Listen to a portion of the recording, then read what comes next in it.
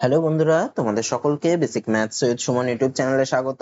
তো আজকের ক্লাসে আমি তোমাদের ডব্লিউবিপি এবং কেপি এক্সামকে টার্গেট করে ম্যাথের প্র্যাকটিস সেটের প্রথম ক্লাসটা করাবো। তো চলো আজকে ক্লাসটা শুরু করি। আচ্ছা, এই অঙ্কটা দেখো 1/1 × 2 plus 1/2 × 3 plus dot dot dot দিয়ে এটা দিয়েছে। তা এই অঙ্কগুলো আমরা কি করে করব দেখো। 1/1 × 2 এটাকে কি লেখা যায়? এটাকে লেখা যায় হচ্ছে 1/1 মাইনাস 1/2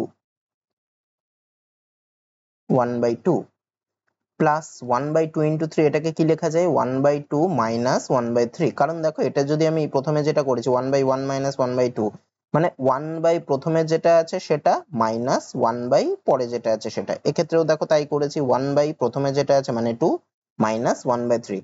এই দুটোকে দেখো যদি আমি লসাগু করি তাহলে নিচে হবে এই দুটোর ক্ষেত্রে 1 × 2 আর উপরে 2 - 1 করলে 1। এক্ষেত্রেও তাই, নিচে হবে লসাগু করলে 2 × 3 আর উপরে হবে 3 - 2 মানে 1। তা এইভাবে আমি করতে পারি। তাহলে তারপরেরটা কি হবে 1/3 মাইনাস 1/4 প্লাস এইভাবে ডট ডট ডট। তারপরেরটা কি হতো 1/4 মাইনাস 1/5 এইভাবে চলবে ডট ডট ডট। লাস্টেরটা কি হবে 1/9 মাইনাস 1/10 হবে।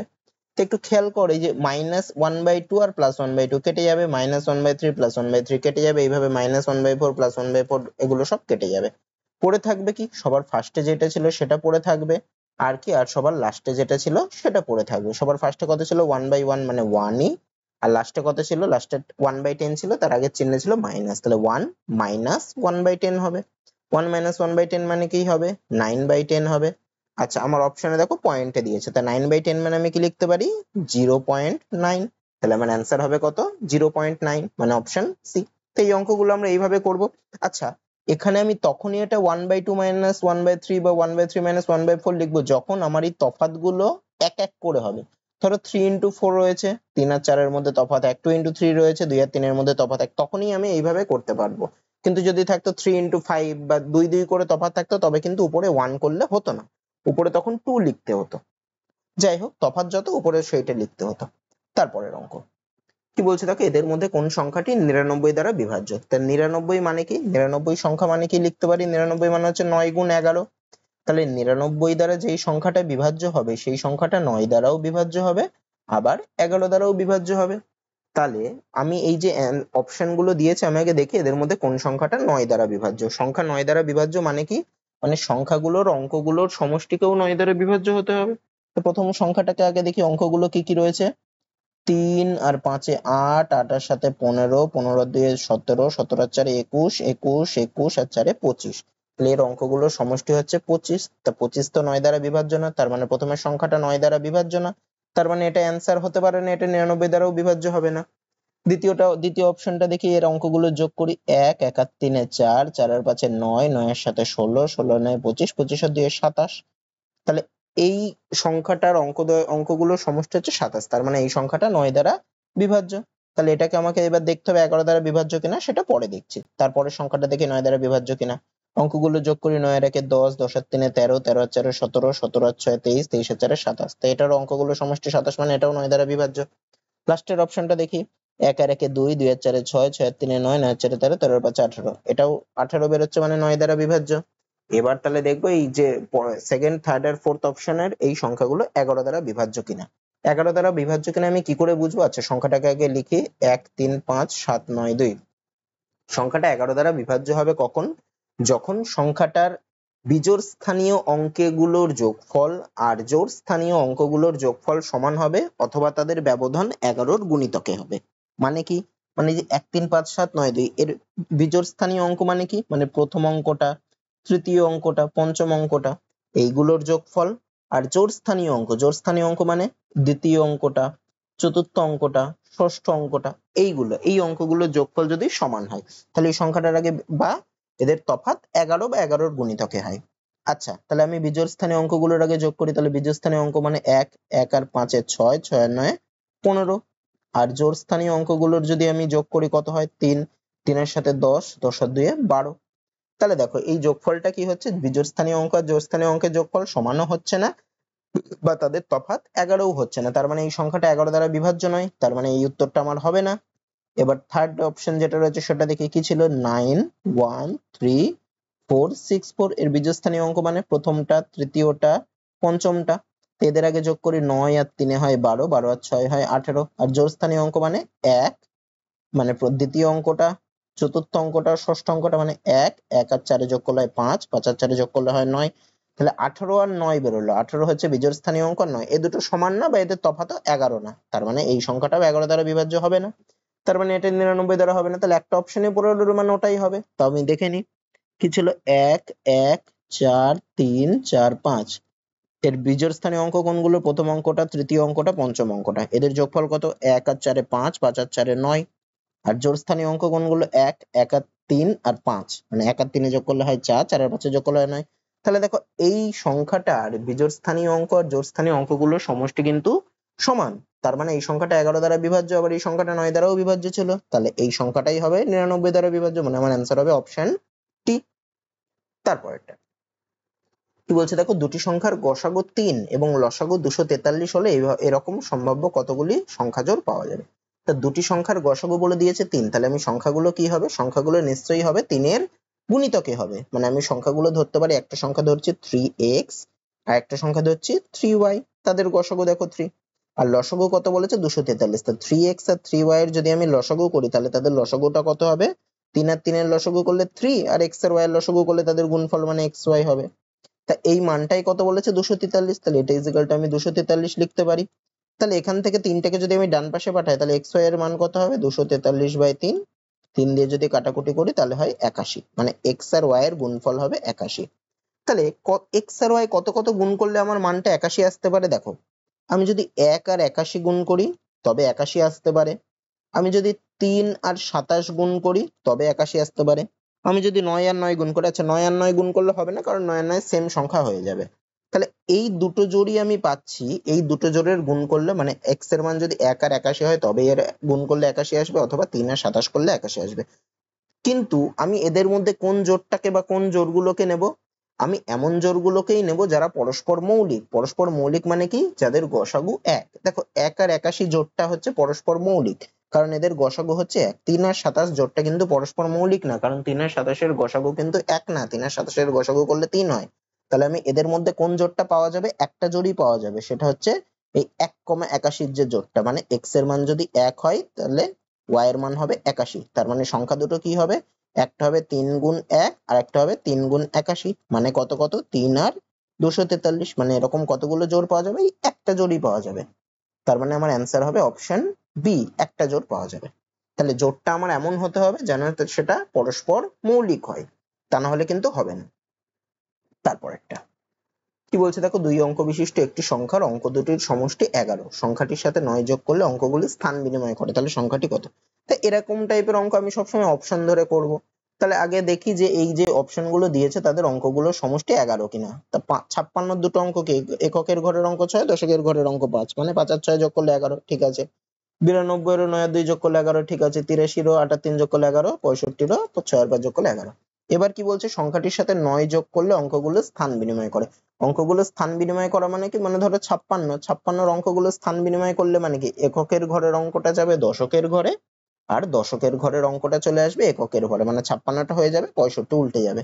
তাহলে আমি এবার অপশনে দেখি, এবার 9 যোগ করি, তার 56 সাথে যদি আমি 9 যোগ করি তাহলে আমার কত আসে, 56 সাথে 9 যোগ করলে দেখো 65 আসে।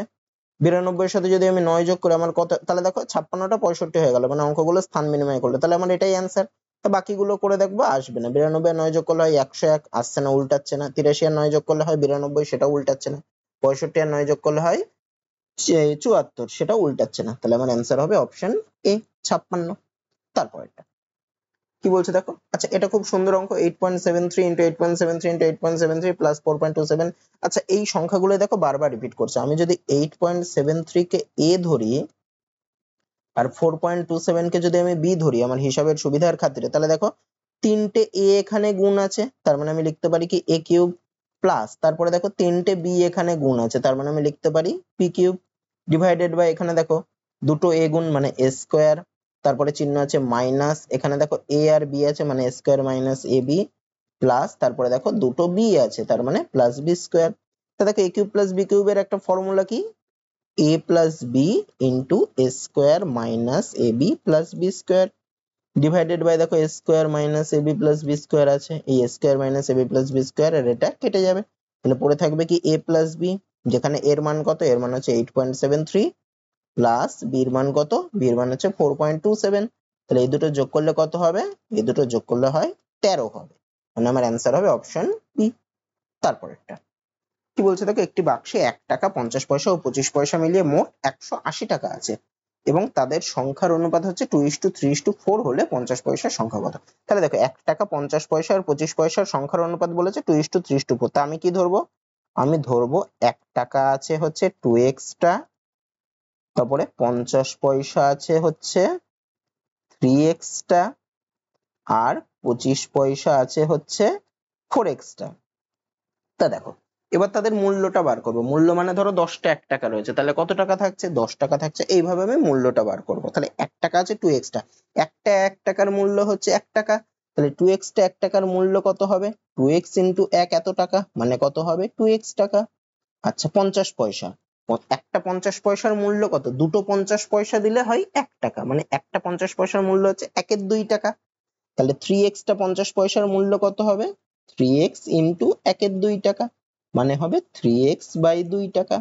এবার 25 পয়সা, চারটে 25 পয়সা দিলে হয় 1 টাকা, মানে একটা 25 পয়সা মানে হচ্ছে 1 এর 4 টাকা। তাহলে 4x টা 25 পয়সা আছে, 4x টা 25 পয়সা মানে কত টাকা হবে, 4x ইন্টু 1 এর 4 টাকা, 4 আর 4 কেটে গেল, তাহলে হবে কত x টাকা। তাহলে 1 টাকা আছে মোট কত টাকার, 2x টাকার, 50 পয়সা আছে কত টাকা, 3x বাই 2 টাকার, আর 25 পয়সা আছে কত টাকার, x টাকার। এই তিনটে টাকার সমষ্টিই হচ্ছে মোট 180 টাকা। তাহলে আমি লিখতে পারি কি 2x plus 3x by 2 plus x সমান সমান হচ্ছে 180। যদি আমি লসাগু করি, লসাগু হবে 2, মানে হবে 4x plus 3x plus 2x সমান সমান 180। উপরের গুলো যদি যোগ করি তাহলে কত, 4x আর 3x 7x আর 2x মানে 9x সমান সমান হচ্ছে 180 গুণ 2, আর 9 আর 180 কে যদি কাটি তাহলে হয় 20, মানে x এর মান হবে কত, 20 দুগুণে 40। x এর মান হলো 40। আমাকে কি বার করতে বলেছে, 50 পয়সার সংখ্যা কত, 50 পয়সার সংখ্যা আমি কত ধরেছিলাম, 3x টা ধরেছিলাম, তাহলে 50 পয়সার সংখ্যা কত হবে, 3 ইন্টু x এর মান হচ্ছে 40, মানে 120টা। 50 পয়সার সংখ্যা কত, তাহলে 120, মানে অপশন এ হবে। তারপরেরটা কি বলছে দেখো, একটি আয়তক্ষেত্রের দৈর্ঘ্য ও প্রস্থের অনুপাত 3:4, যদি পরিসীমা 56 সেমি হয় তাহলে ক্ষেত্রফল কত বর্গ সেমি। দেখো আয়তক্ষেত্রের দৈর্ঘ্য আর প্রস্থের অনুপাত বলেছে 3:4, যখনই অনুপাত বলে দেবে আমি ধরবো দৈর্ঘ্য হচ্ছে 3x সেমি আর প্রস্থ হচ্ছে 4x সেমি। তাহলে এর পরিসীমাটা বলে দিয়েছে, তাহলে পরিসীমা কত হবে, আয়তক্ষেত্রের পরিসীমার ফর্মুলা কি, 2 ইন্টু দৈর্ঘ্য যোগ প্রস্থ, মানে চারটে বাহুর যোগফল আর কি। তাহলে 2 ইন্টু 3x প্লাস 4x এত সেমি, যোগ করলে কত হয়, 2 ইন্টু 7x এত সেমি, মানে 14x সেমি। তো এটা সমান কত বলেছে, 56 বলেছে, তাহলে আমি লিখতে পারি কি 14x সমান সমান হচ্ছে 56। তাহলে x সমান সমান হবে 56 বাই 14, 14 গুণ 4 করলেই 56 হয়, তাহলে x এর মান বেরোলো কত, 4। তাহলে আয়তক্ষেত্রটার তাহলে দৈর্ঘ্য কত বেরোলো, দৈর্ঘ্য হচ্ছে 3 ইন্টু 4, 3x ছিল 3 ইন্টু 4 মানে 12, আর প্রস্থ কত হবে, প্রস্থ হবে 4 ইন্টু 4 মানে কত হয় 16। কি বের করতে বলেছে, তার ক্ষেত্রফল। তাহলে ক্ষেত্রফল সমান সমান কি, আয়তক্ষেত্রের ক্ষেত্রফলের ফর্মুলা কি, দৈর্ঘ্য গুণ প্রস্থ, মানে 12 ইন্টু প্রস্থ হচ্ছে 16 এত বর্গ সেমি, সমান সমান কত, 16 গুণ 12 করলে কত হয়, 192 এত বর্গ সেমি। তাহলে আমার অ্যান্সার হবে অপশন এ হবে। তারপরটা কি বলছে, কত বছরে 8% হারে সুদ আসলের 2/5 গুণ হবে। তাহলে বলেছে কি সুদ আসলের 2/5 গুণ হবে। তাহলে আমি আসলটাকে ধরে নিই, আসলটা আমি ধরছি হচ্ছে x টাকা। তাহলে সুদ কত হচ্ছে, সুদ হচ্ছে আসলের 2/5 গুণ, মানে x এর 2/5 গুণ, মানে 2x বাই 5 টাকা। আচ্ছা আর এর মানটা বলে দিয়েছে, সুদের হার আর এর মান কত বলেছে, আর এর মান বলেছে 8%। সময়টা আমাকে বের করতে হবে, আমি ধরছি সময় হচ্ছে t বছরে। তাহলে সরল সুদের ফর্মুলা কি, সরল সুদ সমান সমান হচ্ছে পিটিআর বাই 100, যেখানে পিটা কি, পিটা হচ্ছে আসল, মানে x ইন্টু টি, টিটা কত, টিটা হচ্ছে সময়, এখানে টি ধরেছি, ইন্টু আর, আর এর মান কত 8%, মানে 8 ডিভাইডেড বাই 100, সেটা সমান সমান হচ্ছে সরল সূত্র, সরল সূত্র কত, এই যে 2x বাই 5, মানে এটা সমান সমান লিখবো আমি 2x বাই 5। আচ্ছা এই x আর x কেটে যায়, 5 আর 100 নিচেই আছে, নিচের দুটোকে কাটা যায় তাহলে হয় 20, 2 আর 8 কে কাটলে হয় 4, 4 আর নিচের 20 কে কাটলে হয় 5, মানে t বাই 5 সমান সমান 1, মানে t সমান সমান হবে কত, 5। t এর মান বেরোলো 5, তাহলে কত বছরে এই সুদ আসলের এত গুণ হবে, t এর মান 5 মানে 5 বছরে হবে, মানে আমার অ্যান্সার হবে অপশন সি। তারপরেরটা কি বলছে, একটি দ্রব্য 46 টাকায় বিক্রয় করলে 15% লাভ হয়, 35 টাকায় বিক্রয় করলে শতকরা কত লাভ বা ক্ষতি হয়। আচ্ছা, দ্রব্যটা দেখো বিক্রয় মূল্য প্রথমে বলেছে 46, তাহলে দ্রব্যটার বিক্রয় মূল্য বলেছে 46। লাভ কত হয়? লাভ বলেছে 15%। তাহলে বিক্রয় মূল্য বলেছে আর লাভ বলেছে, আমাকে কি করতে হবে? ক্রয় মূল্য করতে হবে। তাহলে দ্রব্যটার ক্রয় মূল্য আমি কি করে বার করব? ক্রয় মূল্য সমান সমান হবে কি, বিক্রয় মূল্য মানে 46 ইন্টু কত হবে? লাভ বলেছে 15%, তাহলে বিক্রয় মূল্য থেকে যখন ক্রয় মূল্য বার করব তখন ক্রয় মূল্যটা হবে বিক্রয় মূল্য ইন্টু উপরে হবে 100 ডিভাইডেড বাই, যেহেতু 15% লাভ তাই নিচে হবে 100 যোগ 15 মানে 115। আচ্ছা, আমি যদি 5 দিয়ে কাটাকুটি করি কত হয়? 23, আর উপরে হবে 20। 23 গুণ 2 করলেই হয় 46, তার মানে ক্রয় মূল্য কত বেরোলো? 20 দুগুণে 40 টাকা। আচ্ছা, এবার কি বলেছে? 35 টাকায় দ্রব্যটি বিক্রয় করলে তার কত লাভ বা ক্ষতি হয়? তাহলে দেখো, দ্রব্যটার ক্রয় মূল্য বলেছে 40 টাকা, দ্বিতীয় ক্ষেত্রে বিক্রয় মূল্য কত? 35 টাকা, ক্রয় মূল্য 40 টাকা, বিক্রয় মূল্য 35 টাকা, তাহলে লাভ হচ্ছে না ক্ষতি হচ্ছে? ক্ষতি হচ্ছে। কত টাকা ক্ষতি হচ্ছে? ক্ষতি হচ্ছে সমান সমান কত? 40 মাইনাস 35। ক্রয় মূল্য, এই বিক্রয় মূল্য থেকে ক্রয় মূল্য বা ক্রয় মূল্যের ক্ষেত্রে বেশি তাই ক্রয় মূল্য থেকে বিক্রয় মূল্য বাদ দিলেই ক্ষতিটা বেরিয়ে যাবে। তাহলে কত হবে? 5 টাকা হবে। তাহলে ক্ষতির হার কত হবে? তাহলে ক্ষতির হার সমান সমান যত টাকা ক্ষতি হচ্ছে তত, মানে 5 ডিভাইডেড বাই ক্রয় মূল্য কত? 40 ইন্টু 100%, যেহেতু ক্ষতির হার বলেছে এত পার্সেন্ট ক্ষতি হচ্ছে। আচ্ছা, তাহলে এই শূন্য কেটে যায়, 4 দিয়ে 10 কে কাটলে হয় 2, এখান থেকে কাটলে হয় 5, মানে 25/2। 25/2% মানে কত পয়েন্টে নিল হয়? 12.5%। তাহলে লাভ বা ক্ষতির হার কত? ক্ষতি হচ্ছে 12.5%, মানে অপশন এ হবে। তারপরটা কি বলছে দেখো, এ এর মান বি এর থেকে 25% বেশি, তাহলে বি এর মান এ অপেক্ষা শতকরা কত কম? এ এর মান বলেছে বি এর থেকে 25% বেশি, তা যার থেকে বলবে তারটাকে আমি ধরবো। আমি ধরছি বি এর মান হচ্ছে 100, তাহলে এ এর মান কত হবে? বি এর থেকে 25% বেশি, মানে বি এর থেকে 100 তে 25 বেশি, তাহলে এর মান কত হবে? 100 যোগ 25 মানে 125। আমাকে কি বলেছে? বি এর মান এ অপেক্ষা শতকরা কত কম, তাহলে বি এর মান এর থেকে কত কম? বি এর মান এর থেকে 25 কম। তাহলে কত পার্সেন্ট কম বলেছে, তাহলে কত পার্সেন্ট কম কি করে বের করবো? যতটা কম মানে 25 কম ডিভাইডেড বাই যার থেকে, এর থেকে বলেছে, তাহলে এরটা নিচে বসবে, মানে বাই 125। কত পার্সেন্ট বলেছে মানে ইন্টু 100% করতে হবে, ইন্টু 100%। কাটাকুটি করি, 25 এর 125 কে কাটলে হয় 5, 25 দিয়ে কাটলে 5 আর 100 কে কাটলে হয় 20, তার মানে 20%। তাহলে বি এর মান এ অপেক্ষা শতকরা কত কম? বি এর মান এ অপেক্ষা শতকরা 20% কম, অপশন এ হবে। তারপরেরটা কি বলেছে দেখো, 2000 টাকার 20% হারে 2 বছরের চক্রবৃদ্ধি ও সরল সুদের পার্থক্য কত? তো এটা দেখো, এটা অনেক রকম করে করা যেতে পারে। তা দেখো, 2 বছরের ক্ষেত্রে আমি একটা প্রসেস বলছি, দেখো 2 বছরের ক্ষেত্রে সরল সুদটা কত হবে? 2 বছরের ক্ষেত্রে সরল সুদটা কত হবে? 20% হারে বলেছে তো, তাহলে 2 বছরের ক্ষেত্রে সরল সুদটা কত পার্সেন্ট হবে? আসলের 20 যোগ 20%, মানে কত হবে? 40%। আর 2 বছরের ক্ষেত্রে চক্রবৃদ্ধি সুদটা কত হবে আসলের? এটা 2 বছরের ক্ষেত্রেই এই ফর্মুলাটা হয়, ঠিক আছে? চক্রবৃদ্ধি সুদটা কত হবে? 20 যোগ 20 যোগ, মানে যতবার যেই হারে টাকাটা কাটছে সেই হারগুলো যোগ করবে, যোগ 20 ইন্টু 20 ডিভাইডেড বাই 100, এত পার্সেন্ট হবে আসলের, এত পার্সেন্ট হবে চক্রবৃদ্ধি সুদ। তাহলে এই দুটো 20 যোগ করলে হয় 40, যোগ এখানে একটা শূন্য একটা শূন্য একটা শূন্য একটা শূন্য কেটে গেল, মানে যোগ 4, মানে কত পার্সেন্ট হচ্ছে? 44%, আসলের 44%। তাহলে 2 বছরের ক্ষেত্রে সরল সুদটা হবে 40%, আর চক্রবৃদ্ধি সুদটা হবে কত পার্সেন্ট? 44%। তাহলে চক্রবৃদ্ধি আর সরল সুদের মধ্যে তফাৎ কত হচ্ছে? 4% হচ্ছে। 44 মাইনাস 40 মানে 4% হচ্ছে। কার 4%? আসলের 4%, মানে 2000-এর 4%, এটাই হবে তফাৎ, মানে 2000 ইন্টু 4/100। দুটো শূন্য কেটে যায়, তাহলে কত হবে? 4 গুণ 20 করলে হয় 80 টাকা। তাহলে 2 বছরের ক্ষেত্রে চক্রবৃদ্ধি সুদ ও সরল সুদের পার্থক্য এখানে কত হবে? 80 টাকা হবে, মানে অ্যান্সার হবে অপশন এ। তারপরেরটা কি বলছে দেখো, 160 মিটার দৈর্ঘ্যের একটি ট্রেন 54 কিমি পার ঘন্টা বেগে ছুটছে। 320 মিটার দীর্ঘ প্ল্যাটফর্ম অতিক্রম করতে ট্রেনটির কত সময় লাগবে? আচ্ছা, ট্রেনের দৈর্ঘ্য বলে দিয়েছে, গতিবেগ বলেছে 54 কিমি পার ঘন্টা, তা কিমি পার ঘন্টাটাকে আমাকে নিতে হবে মিটার পার সেকেন্ডে। তাহলে 54 কিমি পার ঘন্টাকে আমি নেবো আগে মিটার পার সেকেন্ডে। কিমি পার ঘন্টা থেকে মিটার পার সেকেন্ডে নিতে গেলে কি করতে হয়? 5/18 দিয়ে গুণ করতে হয়। তো ইট ইজ ইকুয়াল টু 54 গুণ 5/18, এত মিটার পার সেকেন্ড। আচ্ছা, 18 কে 3 দিয়ে গুণ করলে হয় 54, মানে কত হলো? 3×5 = 15 মিটার পার সেকেন্ড। তার মানে ট্রেনটার গতিবেগ হচ্ছে 15 মিটার পার সেকেন্ড, মানে ট্রেনটা 1 সেকেন্ডে যায় 15 মিটার। আচ্ছা, এবার ট্রেনটা কি করছে? প্ল্যাটফর্মটাকে অতিক্রম করছে। তাহলে প্ল্যাটফর্মকে অতিক্রম করা মানে কতটা দৈর্ঘ্য যাওয়া? ট্রেনটার নিচের দৈর্ঘ্য যাওয়া প্লাস প্ল্যাটফর্মের দৈর্ঘ্য যাওয়া। প্ল্যাটফর্মকে অতিক্রম করা মানে কতটা যাওয়া? ট্রেনের নিচের দৈর্ঘ্য প্লাস প্ল্যাটফর্মের দৈর্ঘ্য। তাহলে কতটা দৈর্ঘ্য যাবে প্ল্যাটফর্মকে অতিক্রম করবে? মানে ট্রেনের দৈর্ঘ্য 160 যোগ প্ল্যাটফর্মের দৈর্ঘ্য 320, মানে কতটা যাবে? এই দুটো যোগ করলে হয় 480 মিটার। তাহলে প্ল্যাটফর্মকে অতিক্রম করবে মানে ট্রেনটা 480 মিটার যেতে কতটা টাইম লাগবে সেটা বের করতে হবে। ট্রেনটার গতিবেগ বলে দিয়েছে 15 মিটার পার সেকেন্ড। তাহলে ট্রেনটা 15 মিটার যাই হচ্ছে 1 সেকেন্ডে। ট্রেনটা তাহলে 1 মিটার যাবে কত সেকেন্ডে? 1/15 সেকেন্ডে। আর 480 মিটার যাবে তাহলে কত সেকেন্ডে? 480/15 সেকেন্ডে। 15 দিয়ে যদি কাটাকুটি করি, প্রথমে 3 বার দিলে হয় 45, 3 শূন্য মানে 2, তাহলে কত সেকেন্ডে হবে? 32 সেকেন্ডে অতিক্রম করবে প্ল্যাটফর্মটাকে। তার মানে আমার অ্যান্সার হবে অপশন এ। তারপরেরটা কি বলছে দেখো, এ ও বি একটি কাজ যথাক্রমে 24 দিনে এবং 18 দিনে শেষ করে। 4 দিন একত্রে কাজ করার পর এ চলে যায়, বাকি কাজ বি কত দিনে শেষ করবে? তাহলে দেখো, এ একটা কাজ করে 24 দিনে, একা একটা কাজ শেষ করে, আর বি কাজটা শেষ করে 4 দিনে।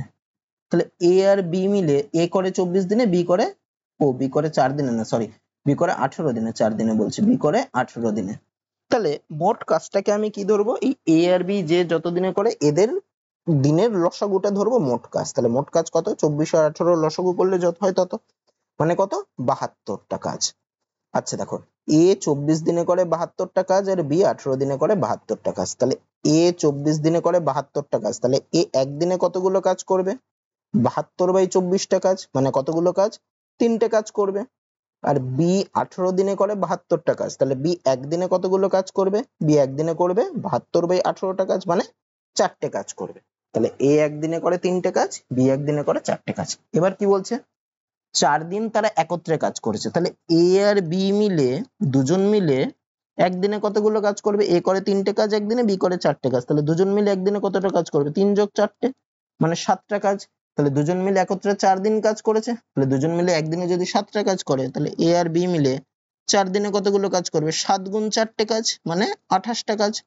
তাহলে এ আর বি একত্রে 4 দিন কাজ করলো, মানে কতগুলো কাজ হলো? 28টা কাজ হলো। তারপরে কি বলছে? একত্রে কাজ করার পর এ চলে গেল এবং বাকি কাজ বি কতদিনে শেষ করবে। তাহলে বাকি কাজ কতগুলো? টোটাল কাজ হচ্ছে 72টা কাজ, দুজন মিলে 4 দিনে করলো 28টা কাজ, তাহলে বাকি থাকলো কতগুলো কাজ? 72 মাইনাস 28, মানে কত হয়? 48টা কাজ বাকি থাকলো। ও সরি সরি সরি, 44টা কাজ বাকি থাকলো। তাহলে এই 44টা কাজ করতে বি এর কতদিন লাগবে সেটা বের করতে হবে। আচ্ছা, বি একদিনে কতগুলো কাজ করে? 4টে। আমি যদি উল্টো বলি, তাহলে কি বি 4টে কাজ করে একদিনে, তাহলে বি 44টা কাজ করবে কত দিনে সেটা বের করতে হবে। তাহলে বি একটা কাজ করবে 1/4 দিনে, আর বি 44টা কাজ করবে তাহলে কত দিনে? 44/4 দিনে। কাটাকুটি করলে হয় কত? 11 দিনে। তাহলে বি এর 44টা কাজ করতে কতদিন টাইম লাগবে? 11 দিন। তাহলে বাকি কাজ করতে বি এর কতদিন লাগবে? বাকি কাজ বি তাহলে 11 দিনে শেষ করবে, মানে অপশন বি হবে। তারপরেরটা কি বলছে দেখো, এ ও বি একটি কাজ যথাক্রমে 6 ঘন্টায় ও 8 ঘন্টায় করতে পারে। এই কাজটি প্রথমে শুরু করলো যদি তারা একদিন, একদিন অন্তর, এটা একদিন অন্তর হবে না, এটা 1 ঘন্টা অন্তর হবে। যদি তারা 1 ঘন্টা অন্তর কাজটি করতে থাকে তবে কত সময়ে কাজটি শেষ হবে? দেখো কি বলছে, এ ও বি একটি কাজ যথাক্রমে 6 ঘন্টায় ও 8 ঘন্টায় করতে পারে। তাহলে এ কাজটা করছে কত ঘন্টায়? 6 ঘন্টায়। বি কাজটা করছে কত ঘন্টায়? 8 ঘন্টায়। তাহলে এই মোট কাজটা আমি কি ধরবো? মোট কাজটা আমি ধরবো এই এ আর বি যে যত ঘন্টায় করছে তাদের লসাগু ধরবো, মানে 6 আর 8 এর লসাগু কত? 24। তাহলে মোট কাজটা ধরবো আমি 24টা কাজ। তার মানে এ 6 ঘন্টায় করে 24টা কাজ, আর বি 8 ঘন্টায় করে 24টা কাজ। তাহলে এ যদি 6 ঘন্টায় 24টা কাজ করে, তাহলে এ 1 ঘন্টায় কতগুলো কাজ করবে? 24/6টা কাজ, মানে 4টে কাজ। তাহলে বি 8 ঘন্টায় করছে 24টা কাজ, তাহলে বি 1 ঘন্টায় কতগুলো করে? 24/8টা কাজ, মানে 3টে কাজ। তাহলে এ 1 ঘন্টায় করছে 4টে কাজ, বি 1 ঘন্টায় করছে 3টে কাজ। এবার কি বলছে? এ কাজটি প্রথমে শুরু করলো, মানে প্রথমে কাজ করলো এ, তারপর তারা 1 ঘন্টা অন্তর অন্তর কাজ করলো, মানে এ 1 ঘন্টা করলো, তারপরের ঘন্টা আবার বি, আবার তারপরের ঘন্টায়, এইভাবে। তাহলে এ প্রথম কাজটা শুরু করলো, তাহলে প্রথম 1 ঘন্টায় এ কতগুলো কাজ করবে? 3টে। তারপরের ঘন্টা বি কাজ করবে, তাহলে দ্বিতীয় ঘন্টায় বি কতগুলো কাজ করবে? বি পরের ঘন্টায় কাজ করবে প্রথম ঘন্টায় এ করবে 4টে কাজ, আর দ্বিতীয় ঘন্টায় বি 1 ঘন্টায়, পরের 1 ঘন্টাটায় বি কতগুলো কাজ করবে? 3টে। তাহলে এ আর বি মিলে 2 ঘন্টায় কতগুলো কাজ হলো? 4 আর 3 মানে 7টা। তাহলে এ আর বি মিলে তার পরের 2 ঘন্টায়, মানে 4 ঘন্টায় কতগুলো কাজ হবে? 7 গুণ 2 মানে 14টা। 6 ঘন্টায় কতগুলো কাজ হবে? মানে আরো 7টা বেশি কাজ হবে, মানে 21টা কাজ হবে। তাহলে দেখো এ আর বি মিলে এরকম করে 6 ঘন্টায় কতগুলো কাজ করবে? 21টা কাজ করবে। টোটাল কাজ হচ্ছে 24টা, তার মধ্যে 6 ঘন্টায় কাজ হয়ে গেল 21টা। তাহলে আর কটা কাজ পড়ে থাকলো? আর 24 - 21 মানে 3টে কাজ পড়ে থাকলো। তাহলে এই 3টে কাজ যে পড়ে থাকলো তার পরের ঘন্টাটায় 6 ঘন্টা হয়ে যাওয়ার পরে সপ্তম ঘন্টাটা কে কাজ করবে? সপ্তম ঘন্টাটা আবার এ কাজ করবে, যেহেতু প্রথমে এ কাজ শুরু করছে। তাহলে এ কাজ করলে এ 4টে কাজ করে 1 ঘন্টায়। এ 4টে কাজ করে 1 ঘন্টায়। একে কাজ করতে হবে আর 3টে কাজ বাকি রয়েছে, তাহলে এ 3টে কাজ করবে। আচ্ছা, এ তাহলে একটা কাজ করে কত ঘন্টায়? 1-এর 4 ঘন্টায়। এ তাহলে 3টে কাজ করবে কত ঘন্টায়? 3-এর 4 ঘন্টায়। আচ্ছা, এখানে ঘন্টা, তাহলে টোটাল টাইম লাগলো কত? এ আর বি মিলে টোটাল কাজ করলো 6 ঘন্টা, আর এ বাকি কাজটা করলো 3-এর 4 ঘন্টায়। তাহলে মোট কত টাইম লাগলো? 6 ঘন্টা প্লাস 3-এর 4 ঘন্টা। তাহলে কত? এত ঘন্টা, মানে 6 ঘন্টা আর কি 3-এর 4 ঘন্টাটাকে যদি আমি মিনিটে নিই কি করতে হবে? 3-এর 4 গুণ 60 এত মিনিট। তাহলে করলে কত হয়? 4-15 60 মানে 3-15 45 মিনিট, মানে 6 ঘন্টা 45 মিনিট টোটাল টাইম লাগবে। তাহলে মানে অ্যান্সার হবে অপশন সি। তারপরেরটা কি বলছে দেখো, কোন সপ্তাহের প্রথম 3 দিনের গড় তাপমাত্রা 26°C এবং পরবর্তী 3 দিনের গড় তাপমাত্রা 29.5°C। যদি ওই সপ্তাহের গড় তাপমাত্রা 28°C হয় তবে শেষ দিনের তাপমাত্রা কত? আচ্ছা, প্রথম 3 দিনের গড় তাপমাত্রা বলেছে 26°C, তাহলে প্রথম 3 দিনের তাপমাত্রার সমষ্টি কত? প্রথম 3 দিনের তাপমাত্রার সমষ্টি কত হবে? তাহলে গড় যদি 26 ডিগ্রি হয় তাহলে সমষ্টি কত? 3 গুণ 26, এত ডিগ্রি সেলসিয়াস। করলে কত? 78°C। পরের 3 দিনের গড় বলেছে 29.5, তাহলে পরের 3 দিনের সমষ্টি কত হবে? 3 গুণ 29.5, এত ডিগ্রি সেলসিয়াস। এটা গুণ করলে কত হবে? এটা গুণ করলে হবে 30 দিয়ে 3 গুণ 90 আর 1.5 কম, মানে 88.5°C হবে। তাহলে এই 6 দিনের সমষ্টি তাহলে কত? 78 যোগ 88.5 এত ডিগ্রি সেলসিয়াস। যোগ করলে কত হয়? 0.5, 18 × 16 6, হাতে 1, 18 × 9 7 16, 166.5°C। তারপরে কি বলেছে? ওই সপ্তাহের গড় তাপমাত্রা 28°C। ওই সপ্তাহ মানে 7 দিনের গড় তাপমাত্রা 28 ডিগ্রি। তাহলে ওই সপ্তাহের সমষ্টি কত? ওই সপ্তাহের সমষ্টি মানে 7 দিনের সমষ্টি। তাহলে ওই সপ্তাহের 7 দিনের গড় 28, তাহলে 7 দিনের সমষ্টি কত? 7 গুণ 28°C। গুণ করলে কত হয়? 7 8 56 6, হাতে 5, 7 গুণে 14 5 19, মানে 196°C। বের করতে বলেছে শেষ দিনের তাপমাত্রা কত? আচ্ছা, 7 দিনের তাপমাত্রার সমষ্টি হচ্ছে 196°C, আর প্রথম 6 দিনের তাপমাত্রার সমষ্টি হচ্ছে 166.5°C। তাহলে শেষ দিনের তাপমাত্রা কত? 7 দিনের তাপমাত্রা থেকে সমষ্টি থেকে যদি আমি প্রথম 6 দিনের তাপমাত্রার সমষ্টি বাদ দিই তবেই শেষ দিনের তাপমাত্রা পেয়ে যাব। তাহলে শেষ দিনের তাপমাত্রা কত হবে? 196 মাইনাস 166.5, এটা বিয়োগ করলে কত হয়? 29.5°C, মানে শেষ দিনের তাপমাত্রা হবে 29.5°C।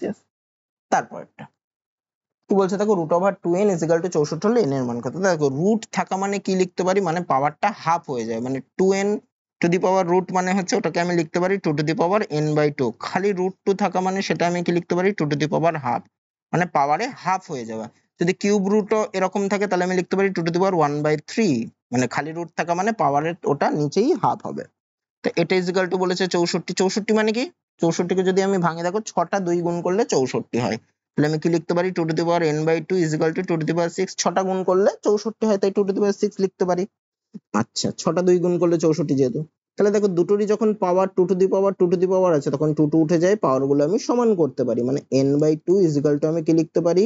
6 লিখতে পারি। তাহলে n এর মান চেয়েছে, n = কত? 6 গুণ 2 করলে হয় 12। তাহলে n এর মান কত? n এর মান হবে 12, মানে অপশনে। তারপরটা কি বলছে দেখো, এইটা কত দ্বারা বিভাজ্য? তা দেখো 2 to the power 30, 2 to the power 31, 2 to the power 32, 2 to the power 33। সবকটার থেকে কত কমন যায়? সবকটার থেকে দেখো 2 টু দি পাওয়ার 30 কমন যায়। কমন নেওয়া মানে 2 টু দি পাওয়ার 30 দিয়ে ভাগ করা। তাহলে কত পড়ে থাকে? প্রথমটাই 1 পড়ে থাকে যোগ, তারপরটায় কত পড়ে থাকে? 2 টু দি পাওয়ার 1 মানে 2 পড়ে থাকে, তারপরটা কত পড়ে থাকে? 2 টু দি পাওয়ার 32 থেকে 2 টু দি পাওয়ার 30 মানে 2 স্কয়ার পড়ে থাকে। 2 স্কয়ার মানে কত? 4, একবারে 4 লিখে দিলাম। প্লাস তারপরটায় কত পড়ে থাকবে? 2 টু দি পাওয়ার 33 থেকে 2 টু দি পাওয়ার 30 কমন নিলে কত পড়ে থাকে? 2 কিউব পড়ে থাকে। 2 কিউব মানে কত? 2 কিউব মানে হচ্ছে 8, একবারে 8 লিখে দিলাম। তাহলে এটা = কত? 2 টু দি পাওয়ার 30 ইনটু 1 আর 2 যোগ করলে 3, 3 আর 4 7, 7 আর 8 15, মানে এটা ভাঙলে কত হয়? 2 টু দি পাওয়ার 30 ইনটু 15। তাহলে সংখ্যাটা কত দ্বারা বিভাজ্য দেখো? 2 টু দি পাওয়ার 13 টু 15 মানে নিশ্চয়ই 15 দ্বারা বিভাজ্য হবে, তাহলে আমার অ্যান্সার হবে অপশন সি। তারপরটা, আচ্ছা এই অঙ্কটাও খুব ভালো অঙ্ক। 999 পূর্ণ 1 এর 7 মানে আমি কি লিখতে পারি, 999 যোগ 1 এর 7 প্লাস এটাকে কি লিখবো, 999 যোগ 2 এর 7 প্লাস বাকিগুলোকেও এইভাবে লিখবো। তাহলে এরকম করে 999 কতগুলো হবে দেখো, একটা দুটো তিনটে চারটে পাঁচটা ছটা, মানে ছটা 999 যোগ করলে আমি কি লিখতে পারি, 999 ইন্টু 6 যোগ, তাহলে পড়ে থাকবে কি 1 এর 7 যোগ 2 এর 7 যোগ 3 এর 7 যোগ 4 এর 7 যোগ 5 এর 7 যোগ 6 এর 7। তাহলে 999 গুণ 6 করলে কত হয়, 6000 থেকে 6 কম মানে 5994 যোগ এগুলো সব যোগ করলে লসাগু হবে 7 আর উপরে যোগ হবে 1 যোগ 2 যোগ 3 যোগ 4 যোগ 5 যোগ 6, তাহলে 5994 যোগ এগুলো যোগ করলে কত, 1 আর 2 এ 3, 3 আর 3 এ 6, 6 আর 4 এ 10, 10 আর 5 এ 15, 6 21, 21 বাই 7 কাটাকুটি করলে হয় 3, মানে 5994 যোগ 3 করলে কত, 5997 হবে, মানে আমার অ্যান্সার হবে অপশন এ। তারপরটা কি বলছে থাকে, a/2 = b/3 = c/5 হলে এটার মান কত। তা দেখো এটা তোমরা ছোটবেলায় করেছো, ছোটবেলায় কে ধরে করেছিলে, কি ধরেছিলে, a/2 = b/3 = c/5 হলে = কে ধরি, তাহলে a/2 = কে হবে, a = 2 কে এইভাবে করেছিল। তো এখন এইভাবে করব না, আমি ডাইরেক্ট এর জায়গায় কত বসাবো, 2 বসাবো, b এর তলায় যত আছে b এর জায়গায় তত বসাবো, c এর তলায় যত আছে c এর জায়গায় তত বসাবো, ডাইরেক্ট বসিয়ে দেবো। তাহলে এর জায়গায় কত বসাবো, 2 প্লাস b এর জায়গায় কত বসাবো, 3 প্লাস c এর জায়গায় কত বসাবো, 5 ডিভাইডেড বাই c মানে 5, তাহলে কত হচ্ছে, 2 আর 3 5 আর 5 10 বাই 5, 5 দিয়ে কাটাকুটি করলে হয় 2, মানে কত হবে, 2 হবে, তাহলে অপশন এ হবে।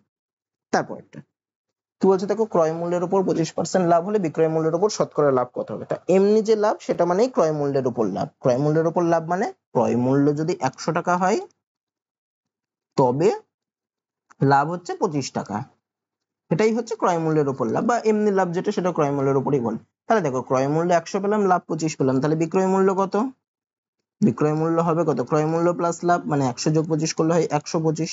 আমাকে কি বার করতে বলেছে, তাহলে বিক্রয় মূল্যের উপর লাভ কত হবে, তাহলে বিক্রয় মূল্যের উপর লাভ সমান সমান কি, বিক্রয় মূল্যের উপর লাভের উপর,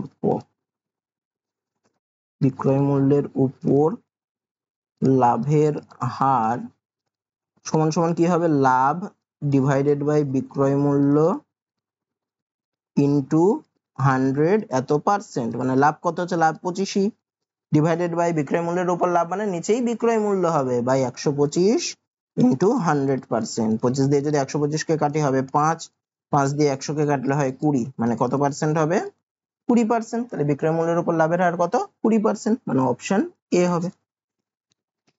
তো আজকের ক্লাসে এই 20টা অঙ্কই থাকছে। তো আশা করি তোমাদের ক্লাসটা ভালো লেগেছে। যদি ভিডিওটা ভালো লেগে থাকে তাহলে ভিডিওটাতে একটা লাইক করে দিও, আর এই চ্যানেলে নতুন হলে এই ধরনের ভিডিও পেতে গেলে চ্যানেলটাকে সাবস্ক্রাইব করে দিও। আজকে এত দূরই থাকছে, দেখা হচ্ছে পরের ভিডিওতে।